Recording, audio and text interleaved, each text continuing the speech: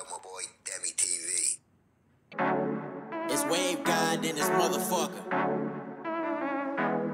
Hey, shout my nigga Demi T though. Got the song pop like I'm Iggy. All they talking about is last night like I'm Demi. Say you got. Groupies donated $5. Damn ski pulled the Michael.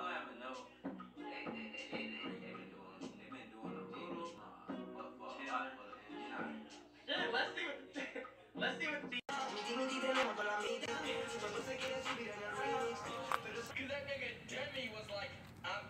Family, today we're doing a reaction to the real life lore, and it's called Why California is Running Out of Water.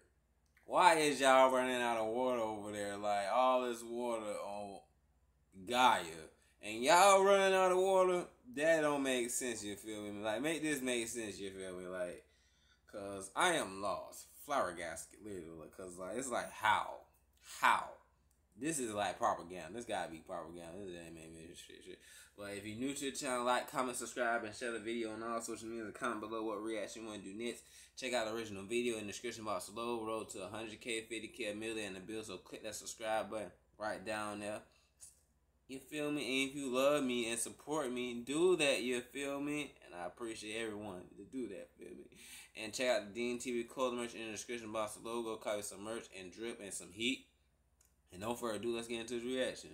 California is a state that is well known for a lot of things, but one of the most infamous problems that has been known for recently is a major one that's been getting a lot worse as time has gone on. Water, the very lifeblood of everything, is often a challenging resource to come by here. Everybody who's ever lived anywhere near to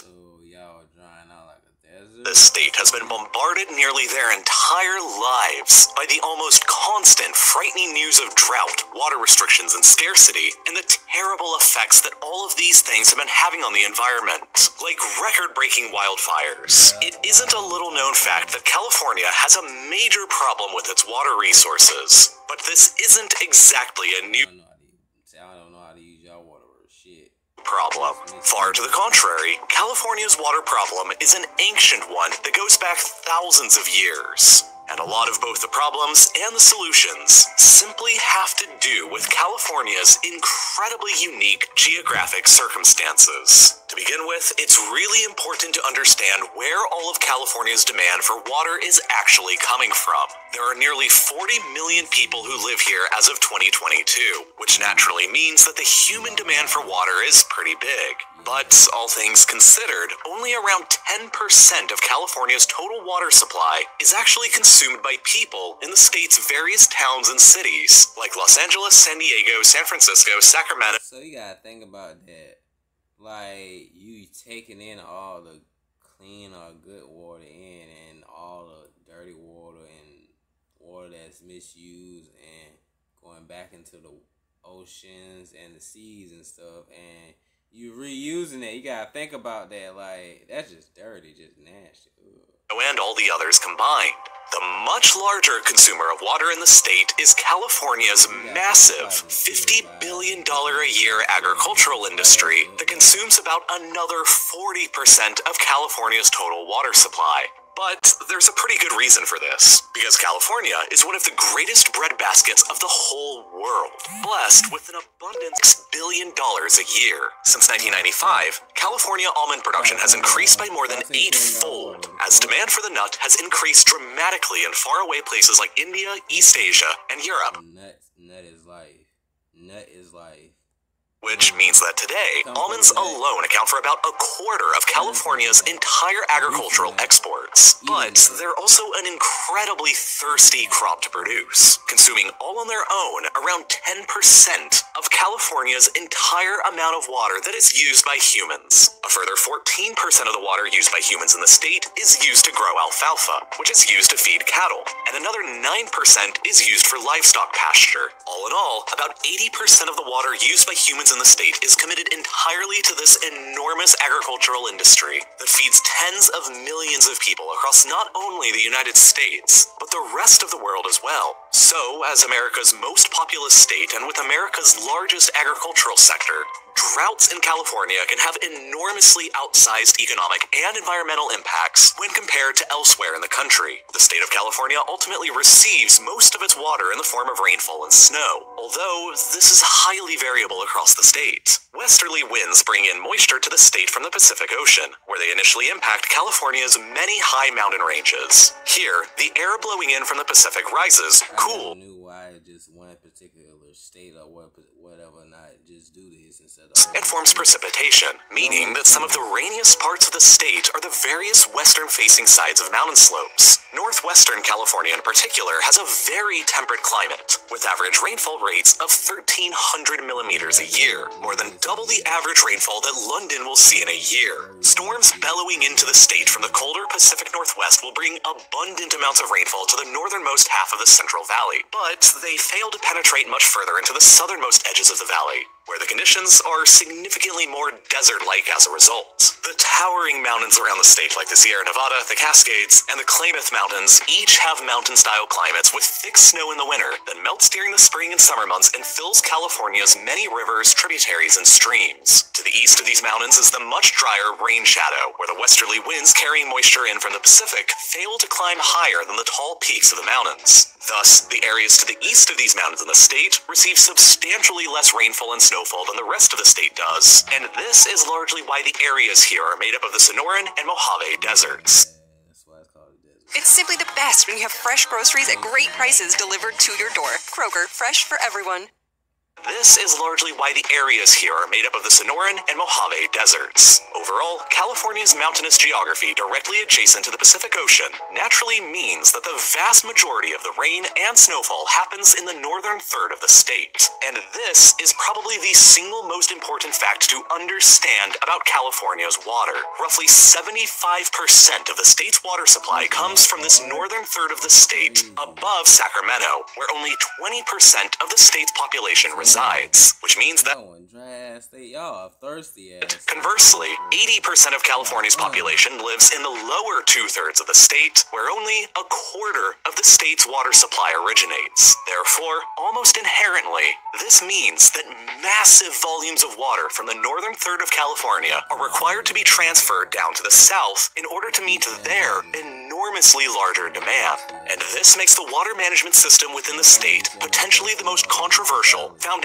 anywhere in the world. Generally speaking, around 200 million acre-feet of water will fall upon California per year in the form of rain, snow, and imports from elsewhere. Half of that amount generally gets consumed by nature, evaporates, or falls back out into the Pacific, while the other half is consumed by humans, divided roughly 80-20 between agriculture and everything else. That's about 100 million acre-feet of water that humans use per year in the state on average. But the big problem there is that that number is only an average, and it fluctuates a ton depending on the kind of year it is. Depending on if it's currently a wet or a dry year, the amount of water used by the humans of the state can fluctuate by about plus or minus 40 million acre-feet, or about 40%, which, for reference, is about enough water to completely submerge the entire state of West Virginia by a foot. This is even further complicated by the fact that the vast majority of this rain and snowfall in California occurs only during the usually wetter winter months of the state between December and February, when massive volumes of snow usually falls upon the high peaks of the Sierra Nevadas, the Cascades, and the Klamath Mountains. But this ends up meaning that a drier winter season than normal will have lasting consequences throughout the rest of the year or even beyond.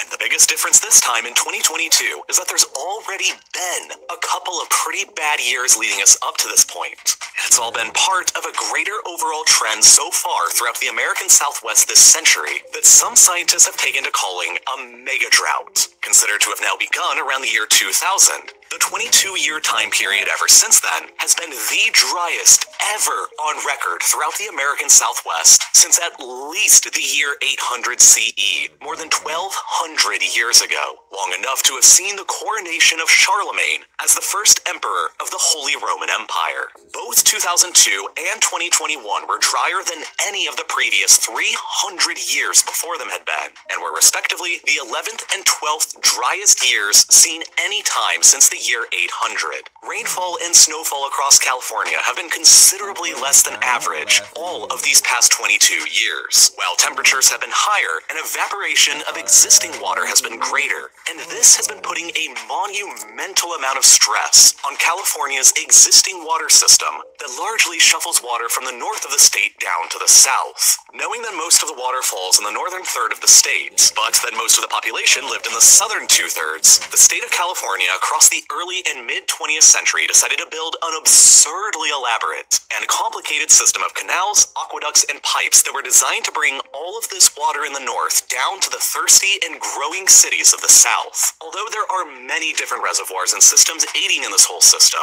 the two most critical components are the Central Valley Project and the California State Water Project, each designed to move water southward either by distributing it for agricultural needs to the farmers of the Central Valley, or for the large population centers in the southern part of the state like Los Angeles, Orange County, the Inland Empire, and San Diego. In total, this extremely complex system is made up of dozens of dams, reservoirs, and thousands of miles of pipes and aqueducts, serving tens of millions of people around the state of California. In an effort to add on to this system even further, there is also the Los Angeles Aqueduct pulling water into the city from the Owens River in the eastern Sierra Nevada mountains, and the Colorado River Aqueduct that pulls in even further amounts of water from the Colorado River that naturally flows hundreds of miles to the east along the California-Arizona border before entering into Mexico. All of these water systems combined have led some to label California as the most engineered state in the country. And while they all sound great, these engineering systems are only functional so long as the sources that they pull the water from are actually still providing that water. For example, in the case of the Colorado River specifically, and the many reservoirs along its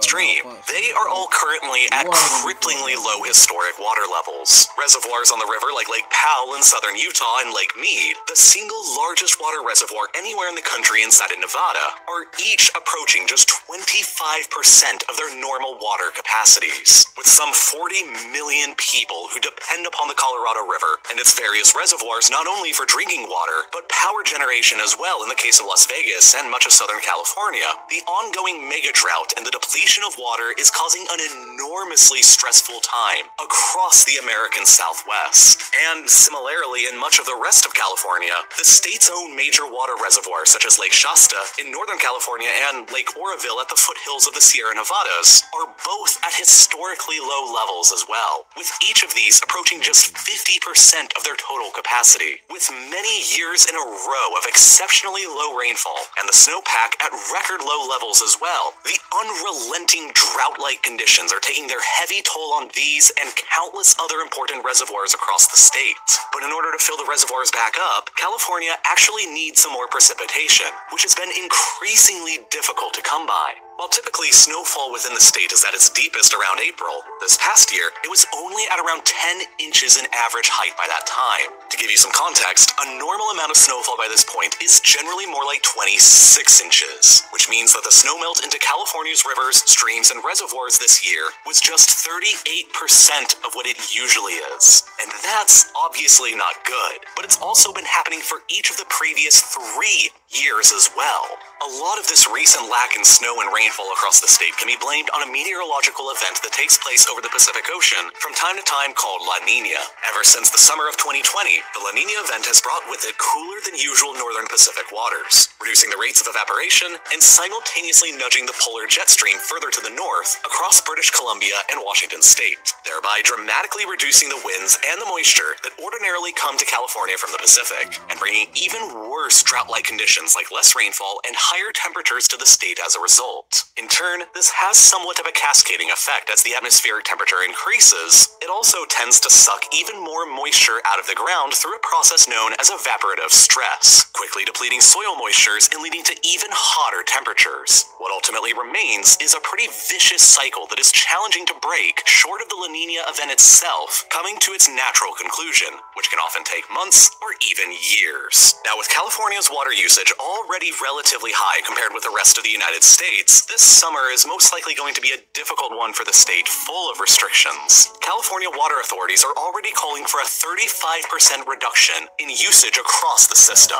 And with so little water that's going to be available, it's also expected that some farmland will most likely have to be entirely abandoned, with some experts going as far to predict that up to 600,000 acres will be fallow by the end of the summer, an area that's close to double the size of Los Angeles. And with underground aquifers already overpumped and depleting their own reserves rapidly, farmers in the state will only be left with limited options to turn to going forward. Unfortunately for California, there aren't any easy solutions to this big problem, whether it be mandatory cuts, water recycling programs, or greater and expensive investments into desalination technologies and plants along the salty California coast. Each come with their own drawbacks and huge associated costs. Becoming more efficient and using less water is going to become ever more important in the near future for the state. And whatever the answer to that problem is, California needs to be proactive today in order to avoid a complete water catastrophe in the future. Now, a major reason that I was interested in making a video covering this topic is because I knew that I could get all kinds of spectacular footage of California's water systems and aqueducts from my stock footage provider Storyblogs. Without any exaggeration, since the very first real-life lore videos that I created more than 5 years